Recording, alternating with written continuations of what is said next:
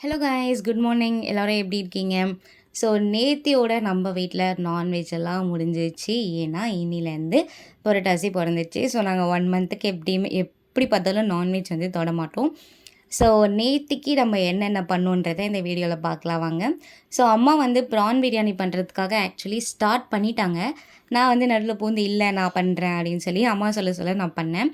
So already அம்மா வந்து oil and key இதில் ஆட் பண்ணிவிட்டு ஸ்பைசஸ் தேவையான ஸ்பைசஸ் ஆனியன் ஆட் பண்ணிட்டாங்க.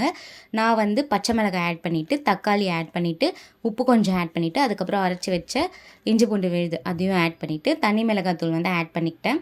ஸோ கொஞ்சம் காரம் எக்ஸ்ட்ரா இருந்தால் தான் நல்லாயிருக்குன்னு சொல்லிவிட்டு நான் 2.5 ஸ்பூனாக ஆட் பண்ணிக்கிட்டேன். அதுக்கப்புறம் நல்லா மிக்ஸ் பண்ணதுக்கப்புறம் இந்த சைடு நாங்கள் என்ன பண்ணியிருந்தோம்னா ஆல்ரெடி ப்ரானை வந்து நல்லா க்ளீன் பண்ணிவிட்டு மசாலா போட்டு தனியாக ஃப்ரை பண்ணி வச்சுருந்தோம்.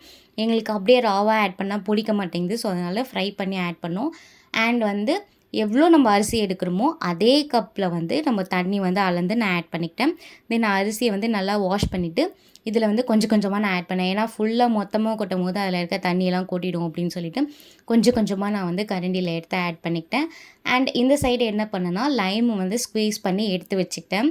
ஸோ அதை வந்து அந்த அரிசி ஆட் பண்ணதுக்கப்புறம் லைமையுமே மேலே ஆட் பண்ணிவிட்டு லைட்டாக கொத்தமல்லி தூவிட்டு அந்த குக்கரை வந்து மூடி ஒரு விசில் விடணும்னு அம்மா சொன்னாங்க. ஸோ ஒரு விசிலுக்காக நான் மூடி வச்சுட்டேன்.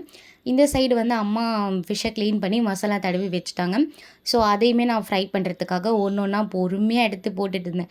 ஏன்னா அது எல்லாமே சங்கரா ஃபிஷ் வந்து எப்பயுமே கொஞ்சம் சாஃப்டாக இருக்கும் இல்லையா? ஸோ அதனால் நான் ஒன்று ஒன்றா எடுத்து பொறுமையாக போட்டுட்டு இருந்தேன். அண்ட் இந்த பக்கம் வந்து சிக்கன் 65 ஆல்ரெடி மார்னிங்கே அம்மா வந்து வாங்கி க்ளீன் பண்ணி மேரினேட் பண்ணி வச்சுட்டாங்க. ஸோ அதையுமே இந்த தவாவில் போட்டு நான் நல்லா ஃப்ரை பண்ணுறதுக்காக ஸ்லோவாக வச்சுருந்தேன். ஏன்னா அப்போ தான் வந்து ஓவர் குக் ஆகாது அண்ட் வந்து ரொம்ப ரோஸ்ட் ஆகாது. அதனால் ரொம்ப ஸ்லோவில் தான் பண்ணிட்டு இருந்தேன். அண்ட் இந்த பக்கம் வந்து ஃபிஷ் வந்து ரெடி ஆகிடுச்சு. ஸோ அதையுமே எடுத்து தனியாக ஒரு பவுலில் வச்சுக்கிட்டேன்.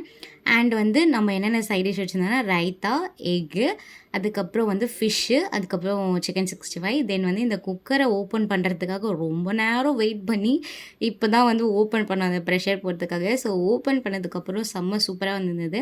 நானே என் கண்ணை நம்ப முடியலன்ற மாதிரி இருந்தது. பட் நான் டேஸ்ட்டுமே சூப்பராக இருந்தது. ஸோ இந்த வீடியோ பிடிச்சிருந்தா நீங்கள் லைக் பண்ணுங்கள், சப்ஸ்கிரைப் பண்ணுங்கள் அண்ட் கமெண்ட் பண்ணுங்கள். மறக்காமல் உங்கள் ஃப்ரெண்ட்ஸ்க்கு ஷேர் பண்ணி சப்ஸ்கிரைப் பண்ண சொல்லுங்கள். தேங்க்யூ.